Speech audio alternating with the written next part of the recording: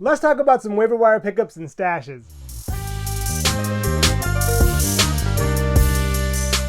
Starting it off is Gary Trent Jr. Gary Trent Jr.'s had a quieter start to the season than many people expected. He's been coming off of the bench behind Dennis Schroeder, but with how well he's played over the last 2 weeks, he has leapfrogged Schroeder in the starting lineup.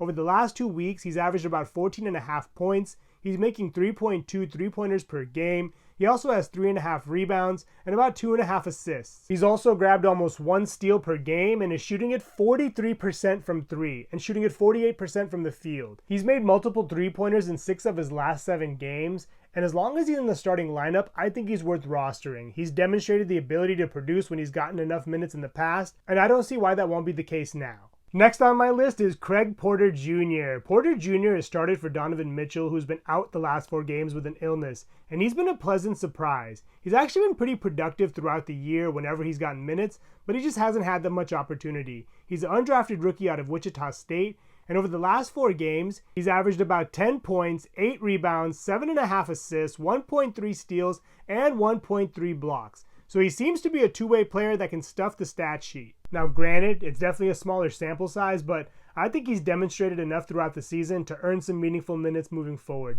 Donovan Mitchell returned tonight from his illness, so we're definitely going to see a dip in production for Porter Jr., but Cleveland is shorthanded right now. They're missing Darius Garland, who's out with a fractured jaw for at least a couple more weeks, and they're also missing Evan Mobley, who's been on the shelf since the beginning of December, and he's slated to miss another 4 to 5 weeks as well. I think as long as both of them are out, then Porter Jr. should find a role on this offense. He may be a little bit volatile, so he's more of a wait-and-see type of player. If you do pick him up, just know that his shot is kind of a work in progress, so expect volatile shooting percentages and minimal three-point production. Last on my list is Peyton Watson. Watson's rostered in about 11% of leagues, and he's more of a deeper league ad. Aaron Gordon unfortunately suffered a series of dog bites to both his face and his shooting hand, and Watson looks set to see an increased role. He's a second-year player who came out of the G League, and he did win a championship last year, but he really didn't play outside of a reserve role. But in the games where he has gotten good minutes this year, he's been pretty good. The 12 times that he's played over 20 minutes, he's averaged around 10.5 points, 3.5 rebounds, and 1.5 assists. He's also shooting it pretty well, making around 51% of his attempts from the field, but if you do pick him up, don't expect too much production in the defensive categories.